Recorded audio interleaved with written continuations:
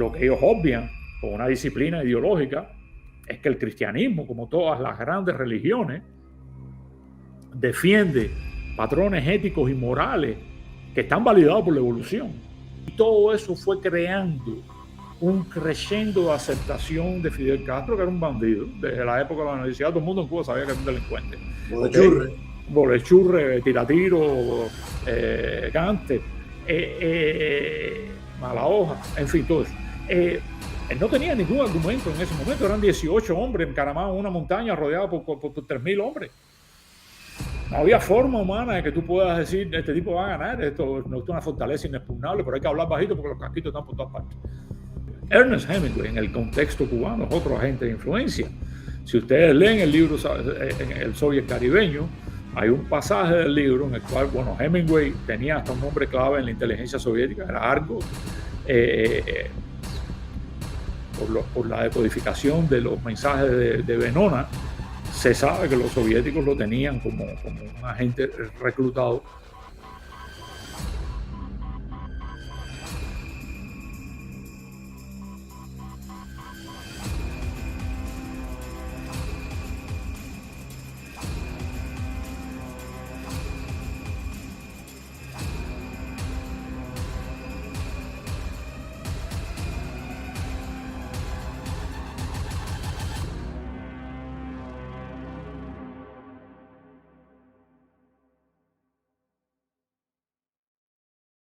¿Qué es una medida activa? ¿No? Entonces dice, bueno, para empezar, el término medidas activas es un término muy difícil de traducir, es un término un poco, lo más cercano es las operaciones de influencia política, digamos, ¿no? Pero él dice, el término medidas activas se empezó a usar en la Unión Soviética a partir de los años 50, en lo que los americanos llaman la Guerra Fría. Sin embargo, el liderazgo soviético las había implementado este tipo de actividades desde el inicio del Estado soviético, 7 décadas antes. Es una frase abarcadora que describe tanto las operaciones abiertas como encubiertas y las técnicas para influir la acción, los eventos y algunas veces el comportamiento de los países extranjeros. Las medidas activas se usan para dinamitar o undermine. ¿Cómo se dice undermine en español? Para minar. Para minar o disminuir la confianza de los ciudadanos en sus líderes, para destruir la credibilidad de los líderes y para romper las relaciones entre las naciones, ¿no? Entonces él dice, hay dos tipos de acciones, de medidas activas. Una es las medidas activas abiertas y la otra es las medidas activas encubiertas. Por ejemplo, los programas, y esto es muy importante en el contexto cubano, los programas de intercambio apoyados oficialmente de estudiantes y de grupos culturales o de académicos se usan para medidas activas abiertas, mientras que las medidas activas encubiertas implican la diseminación de desinformaciones, el uso de los agentes de influencia, el emplazamiento de falsificaciones, la penetración de las organizaciones públicas y políticas y de los medios de masa, la subversión y la penetración de la comunidad de negocios. O sea, ellos llevan usando esto desde hace mucho tiempo y en realidad están usando todas las posibilidades, ¿ok? Entonces, aquí la próxima pregunta es, bueno, ¿qué es un agente de influencia? Un agente de influencia es un ciudadano de un país extranjero que usa su influencia, su estatus social, su reputación, su posición, su poder o su credibilidad para promover los objetivos de la Unión Soviética, en el caso del libro de Levchenko, o de Cuba, en el caso de las acciones de los agentes de influencia cubanos, ¿no? En una forma que no puede ser vinculada directamente a Moscú o a La Habana. O sea, el objetivo es siempre que eso parezca algo autóctono, eso parezca algo que salió de una comunidad que nada tiene que ver con las personas que planificaron la operación de influencia, ¿ok? Entonces, tú puedes tener tres tipos de agentes o de personas que se prestan para eso. Los agentes controlados, que son los agentes que tú reclutaste, los agentes confiables, que los contactos confiables, que son personas que tú no has reclutado oficialmente, pero como dijimos anteriormente, si no se la tragan, juegan con ella. Y están los individuos que no están al tanto, que ni se dan cuenta de lo que están haciendo, los tontos útiles que son usados porque no se dan cuenta, casi siempre porque están trabajando por una causa que ellos consideran buena o adecuada o moral, ¿no? En el caso cubano, para que ustedes tengan una idea de un agente de influencia típico, es Herbert Matthews. Herbert Matthews es el columnista estrella del New York Times. En la época es el amigo personal de Ernest Hemingway, es veterano periodista de la Guerra Civil Española. Es un hombre que se presenta públicamente como un hombre de ideas de izquierda, pero que no sacrifica su credibilidad dejando que se sepa o que se pueda sospechar que es un agente soviético. Ese tipo es amigo personal de Ernest Hemingway. Ernest Hemingway, en el contexto cubano, es otro agente de influencia. Si ustedes leen el libro El Soviet Caribeño, hay un pasaje del libro en el cual, bueno, Hemingway tenía hasta un nombre clave en la inteligencia soviética, era Argo, por la decodificación de los mensajes de Venona. Se sabe que los soviéticos lo tenían como un agente reclutado. Sin embargo, los historiadores americanos no han podido demostrar que Hemingway participara dentro de los Estados Unidos, favoreciendo la política de la Unión Soviética o influyendo a favor de la Unión Soviética o espiando a favor de la Unión Soviética. De hecho, han acuñado una frase, ¿no? Y es el espía que nunca fue, el espía the spy that never was. Y en el Soviet Caribeño yo destruyo esa idea, porque el problema es que Hemingway no trabajó, Hemingway vivía en Cuba, pero en Cuba sí estaba reclutado, en Cuba sí trabajaba para el aparato de inteligencia del partido, en Cuba sí le daba dinero al partido, en Cuba lo manejó inicialmente Ramón Nicolau y después Sotolongo, un médico cubano también, español también de la Guerra Civil Española. Y de hecho, el psiquiatra que tenía era también un refugiado alemán del fascismo que se llama Sternmeier, que fue el tipo que me hizo el test psicométrico a mí cuando yo era niño. Yo compartí psiquiatra con Hemingway, lo puedo decir aquí en público. Tuve el mismo por unas cuantas horas. Era un viejito, lo más agradable. Entonces, Hemingway, ¿qué pasa? ¿Cómo lo usan? Lo usan porque durante la Segunda Guerra Mundial, durante el periodo de acercamiento de Batista con los comunistas, Hemingway está viviendo en Cuba. Él se dedica a cazar el submarino románticamente y aventureramente en las aguas del Caribe con una tropa que la mujer de él llamó The Crook Factory, la fábrica de bandidos. Pero él es amigo personal de Spruill Baden, yo no sé ni cómo se pronuncia, Spruill Baden, el embajador de los Estados Unidos en Cuba durante esa época, durante el 40, 45, 44, y era amigo personal de Ernest Hemingway. ¿Qué es lo que pasa? Que la inteligencia del aparato, el aparato de inteligencia del Partido Comunista Cubano tenía como objetivo serrucharle el piso a dos personas, a dos jefes de policía, uno detrás del otro. El primero fue José Eleuterio Pedraza, que era el compadre de Batista, y era un tipo que el aparato de inteligencia del partido sabía que tenía inclinaciones hacia el fascismo, o sea, que no le hacía asco a la idea del fascismo como una doctrina, primero, originaria del socialismo y segundo, que podía ser utilizada, al menos en el contexto de Cuba, para pararle las bolas a los socialistas, a los comunistas, a los prosoviéticos.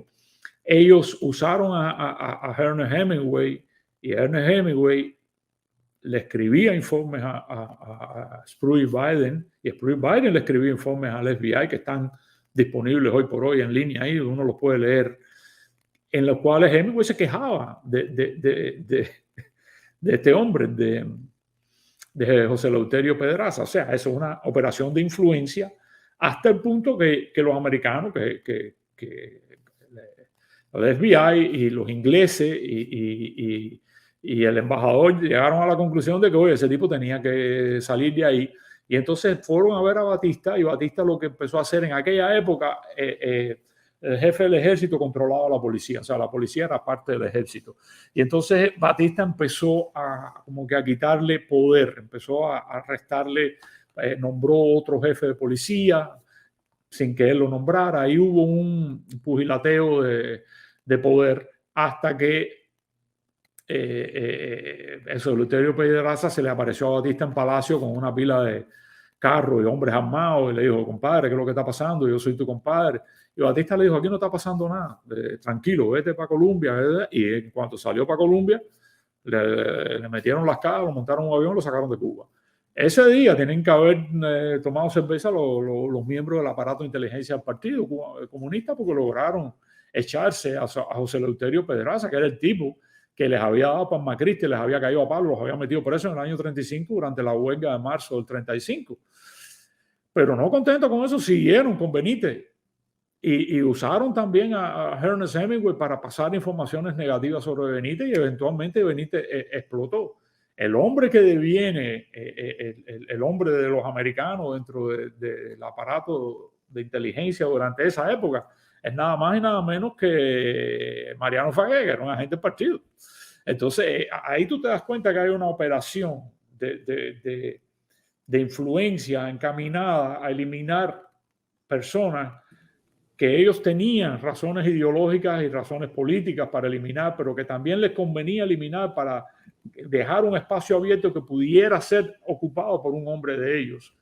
Y Hemingway fue parte de todo eso. Es una gigantesca operación de influencia que te da la idea de cuán refinado era el trabajo de esos comunistas ya en el año 40, compadre. Ya esos tipos jugaban ajedrez y decían, espérate un momentico, vamos a usar a este para este, para este, para esto. No lo vamos a usar para tal cosa, vamos a usarlo para este objetivo. Y siempre cuidando de que Hemingway no se quemara.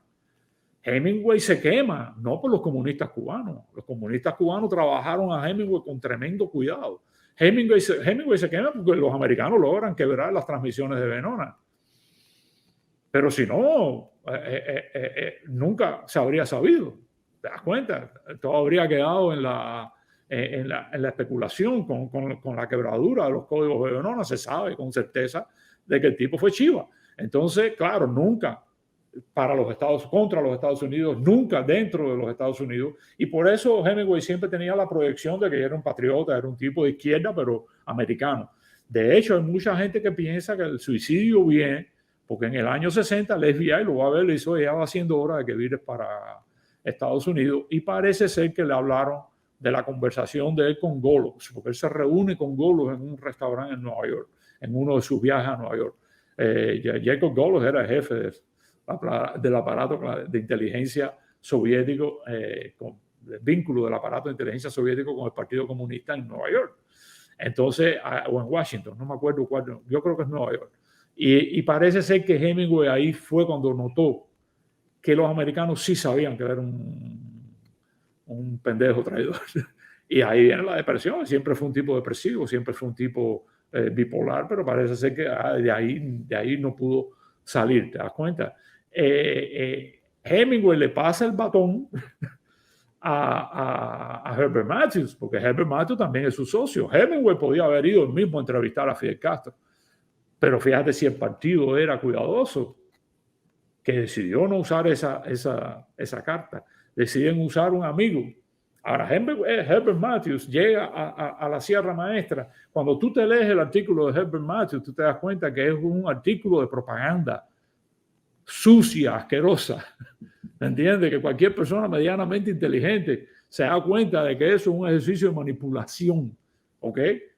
Para que tú tengas una idea, el tipo dice, Fidel Castro controla las montañas. Estas montañas son una fortaleza inexpugnable, donde la naturaleza protege. Y entonces dice, pero había que hablar bajito, porque si hablábamos alto, nos oían los casquitos. Ven acá, bro, ¿cómo fue que subieron los casquitos si el lugar era una fortaleza impenetrable? En el mismo artículo él se contradice varias veces. Yo tengo un post en mi blog explicando oración a oración, porque el tipo, ayer explotaron no sé cuántas bombas en Santiago de Cuba. Yo me fui a la base de datos, brother. Hoy en día todo eso está en línea, de los periódicos de la época, ¿ok? Marzo del 57, déjame ver cuántas bombas explotaron en Santiago de Cuba. 0. Estaba diciendo mentira, brother. Pero el problema no solo es eso, porque si eso se queda ahí, eso es una operación de propaganda. Eso no es una medida activa. Eso es una operación de propaganda. A un tipo le dio por diseminar propaganda a favor del bandido Fidel Castro. Ok. El problema es que a partir de la entrevista de Herbert Matthews sube CBS, los camarógrafos, el Times saca fotos, Manchette de Brasil viene, el gallego viene a hacer casi no pasaron 3 meses. Yo creo que Fidel Castro tuvo más entrevistas que acciones de combate.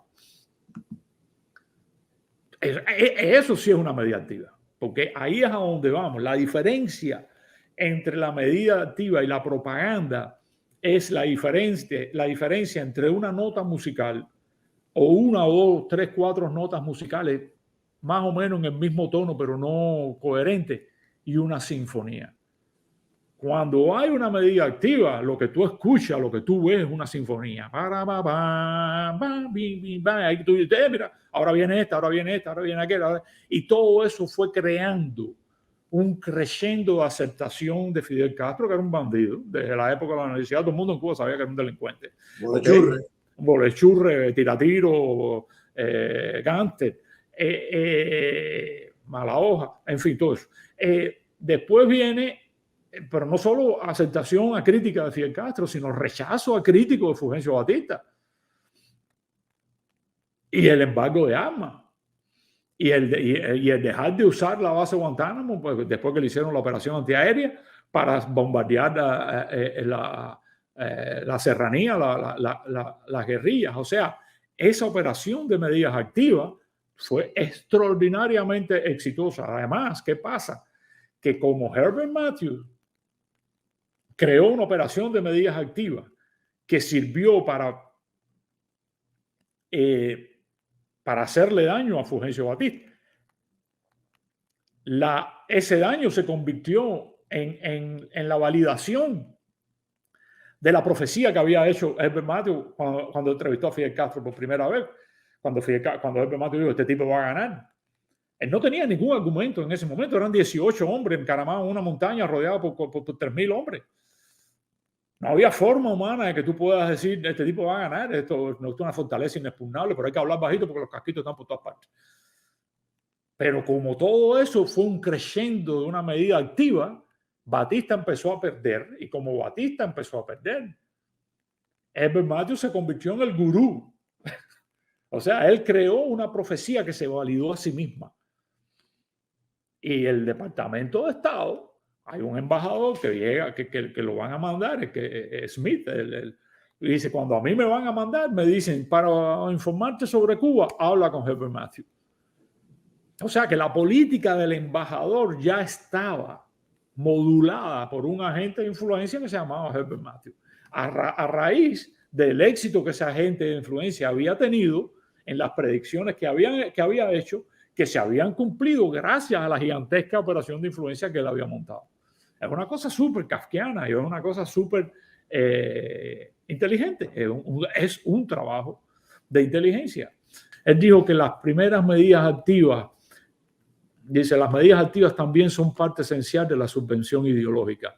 Y los pasos de la subvención ideológica, el primero es la desmoralización. El segundo es la desestabilización. El tercero es la crisis. Y el cuarto es la normalización de lo que llegó después de la crisis. ¿Ok?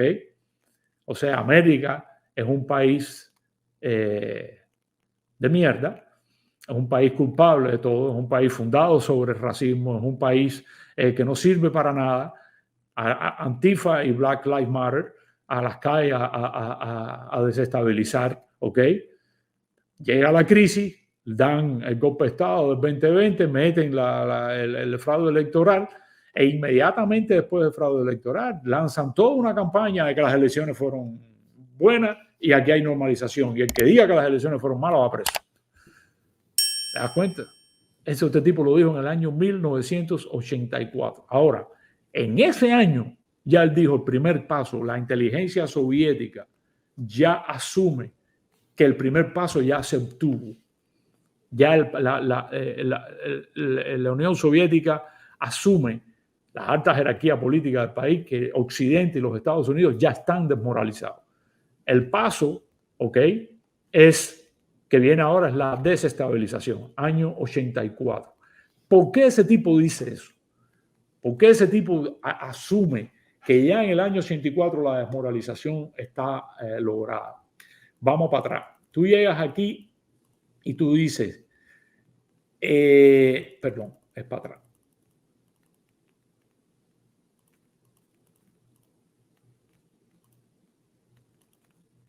No. Et voilà. Et voilà. Et voilà. Et voilà. ¿Cómo lograron la desestabilización? ¿Cómo lograron la desmoralización de América? El inicio de la desmoralización de los Estados Unidos empieza con este libro, que se llama La personalidad autoritaria, nada más y nada menos que de Teodoro Adorno, uno de los monstruos de la escuela de Frankfurt, un marxista, un comunista a su manera, pero comunista, que sale huyendo de Alemania, de Europa, del nazismo, llega a los Estados Unidos, se mete en la Universidad de Berkeley, primero trabaja con la inteligencia americana en las operaciones de propaganda y de desmoralización de los nazis, y en el año 50, como profesor de Berkeley, crea esta teoría.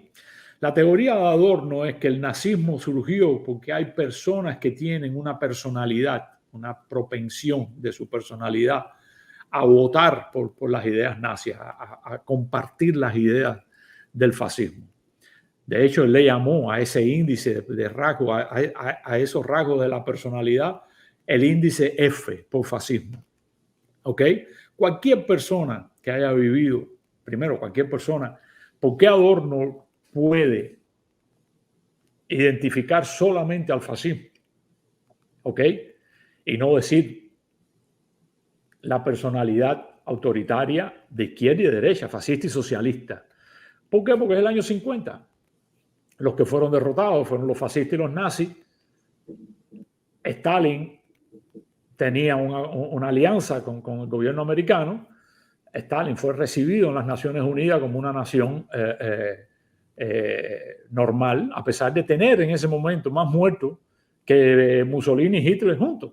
Y más campos de concentración. Y más campos de concentración, y más maldad, y más de todo. Y además de haber sido la ideología que él defiende o que defendía, el modelo del cual partieron los fascistas y los nazis. Porque los vínculos ideológicos y políticos entre el fascismo, el nazismo y el socialismo, nada más lo pueden ignorar los imbéciles, pero cualquier persona medianamente informada sabe que eso tiene un origen que viene de Lenin, de la teoría de la revolución y del odio a la economía de mercado y a los empresarios. Entonces, esos trabajadores adoctrinados que entran dentro de la burocracia estatal protegen a los regímenes autoritarios de izquierda, porque para ellos la izquierda es natural, es normal, no es patológica, no es autoritaria. Ellos no pueden concebir eso porque la academia en la que ellos se formaron es una academia que tiene cero reconocimiento del autoritarismo de izquierda o muy bajo y un extraordinario reconocimiento de un autoritarismo de derecha que ellos exageran también para que no parezca inferior a los de izquierda.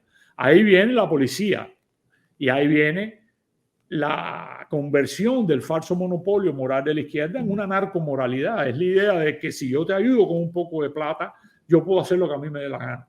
Yo puedo destruir el sistema legal, yo puedo destruir el sistema electoral, yo puedo destruir a mis oponentes políticos porque yo te estoy pasando una platica y yo me estoy ocupando de ti. Como este hombre, como Pablo Escobar se ocupaba de las personas de las regiones donde él operaba, ¿no? Pero eso no es para nada una opción válida, pero mucha gente en los Estados Unidos lo considera una opción válida porque ya han sido sometidos entre el año 50 y el año 84 a todo este proceso. Todo esto estaba pasando delante de nuestras caras. Aquí viene Weather on the Ground, de aquí viene el movimiento 19 de mayo, de aquí vienen las Panteras Negras. Todo eso confluye en una situación de desmoralización total de los Estados Unidos de Norteamérica. Pero ¿qué pasó en el año 1985?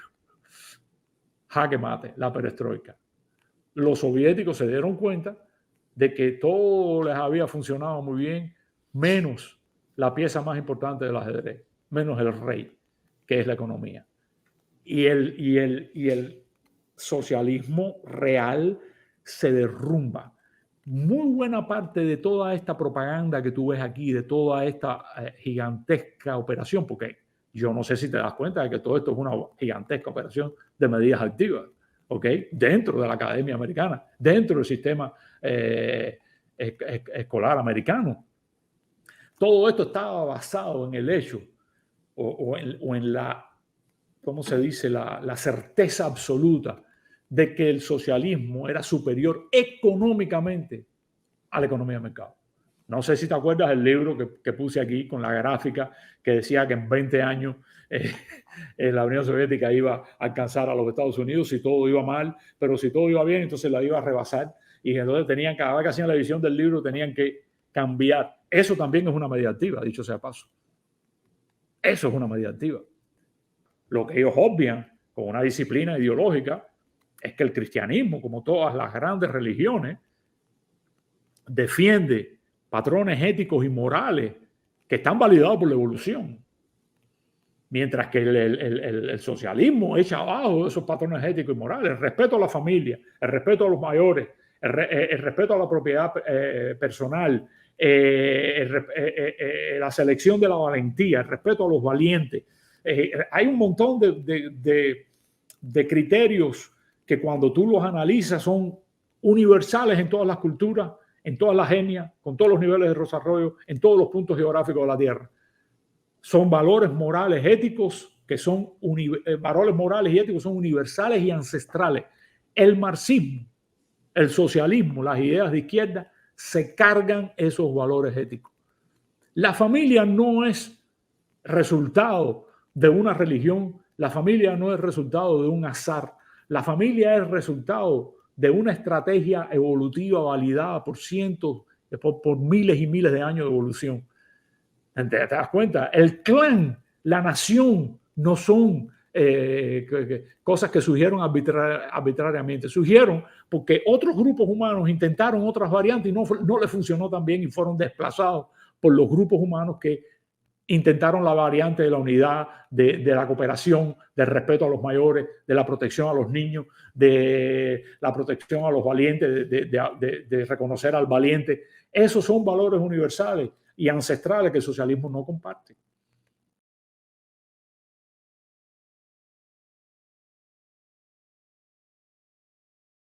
Señores, yo soy Andrés Albuquerque, este es nuestro espacio y nosotros no nos rendimos.